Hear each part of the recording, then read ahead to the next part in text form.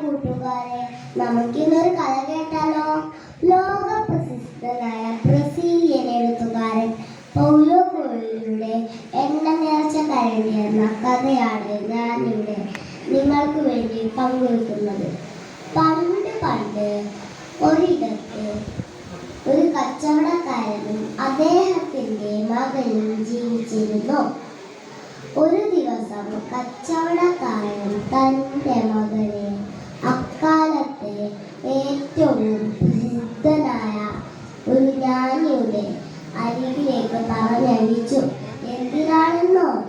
സന്തോഷത്തിന്റെ രഹസ്യം എന്താണെന്ന് അറിയുന്നവരെ.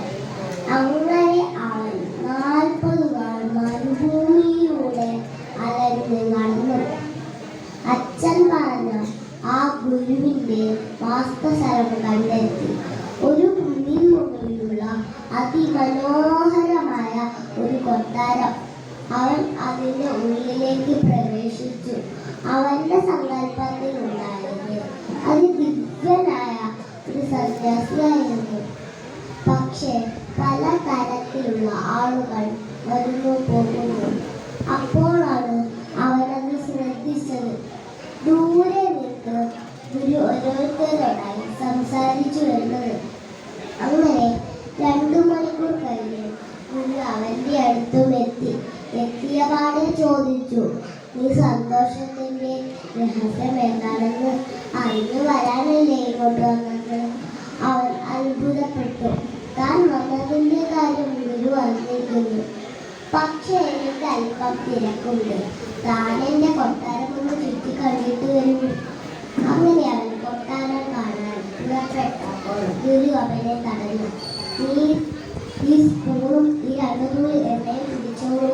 നീ നടക്കുമ്പോൾ ഇത് തുള്ളിപ്പോകാതെ സൂക്ഷിക്കണം. അങ്ങനെ അവൻ അതും പിടിച്ച് കൊട്ടാരത്തിലെ എണ്ണമറ്റ കോടിപ്പടികളും വരാന്തകളും കയറി ഇറങ്ങി.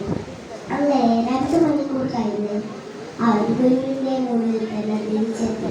നീ എല്ലാം കണ്ടു അല്ലേ? നീ എന്റെ തിരശീല കണ്ടോ? അത് പേശിയിൽ നിന്ന് കൊണ്ടുവന്നതാണ്. നീ എന്റെ ആ ഉദ്യാനം കണ്ടോ? അത് ഇങ്ങനെയാക്കിയെടുക്കാൻ ഒരു 10 വർഷം എടുക്കും. എന്റെ കിരട്ടപ്പുര കണ്ടോ? അത് എത്ര മനോഹരമായാണ് അലങ്കരിച്ചിരിക്കുന്നത്. അതെല്ലാം കേട്ടപ്പോൾ അവൻ പകച്ചു നിന്നു. താൻ ഇതൊന്നും കണ്ടിട്ടില്ലല്ലോ. തന്റെ ശ്രദ്ധ മുഴുവൻ ഈ സ്പൂണിലെ ഈ എണ്ണയിലായിരുന്നു. അങ്ങനെ അവൻ വാസ്തവം പറഞ്ഞ് കുറ്റസമ്മതം നടത്തി. താൻ ഒന്നും കണ്ടില്ല അല്ലേ? ഞാൻ ഒന്നും കൂടി വിസ്തരിച്ച് പോയി കണ്ടിട്ട് വരൂ. അങ്ങനെ അവൻ കൊട്ടാരം കാണാൻ പോയി. അപ്പോഴും അവന്റെ കയ്യിൽ ആ 2 തുള്ളി എണ്ണ ഉണ്ടായിരുന്നു. ഇപ്പോഴവൻ എല്ലാം വിസ്തരിച്ച് കണ്ടു. അങ്ങനെ 2 മണിക്കൂർ കഴിഞ്ഞ് അവൻ ഗുരുവിന്റെ മുന്നിൽ തന്നെ തിരിച്ചെത്തി. എന്നിട്ട് അവൻ കണ്ട കാഴ്ചകൾ മുഴുവൻ ഗുരുവിനോട് പറഞ്ഞു. അപ്പോൾ ഗുരുവിന്റെ ചോദ്യം വന്നു, അല്ല, നിന്റെ കയ്യിൽ ഏൽപ്പിച്ച ആ 2 തുള്ളി എണ്ണ എവിടെ? അപ്പോഴാണ് അവനത് ശ്രദ്ധിച്ചത്. തന്റെ കയ്യിൽ ഏൽപ്പിക്കുന്ന ആ 2 തുള്ളി എണ്ണ നീ പഠിച്ചിരിക്കേണ്ട ഒറ്റ കാര്യമേ ഉള്ളൂ. ലോകത്തിലെ സുഖങ്ങളും സൗഭാഗ്യങ്ങളും ആവോളം ആസ്വദിച്ചു. പക്ഷേ നിന്റെ കയ്യിലിരിക്കുന്ന ആ 2 തുള്ളി എണ്ണ ഒരിക്കലും കൈവിടരുത്. ആ 2 തുള്ളി എണ്ണ സൂചിപ്പിക്കുന്നത് സത്യവും ധർമ്മവും നീതിയുമാണെന്ന് ഓർമ്മിപ്പിച്ചു കൊണ്ട് നിർത്തുന്നു. നന്ദി, നമസ്കാരം.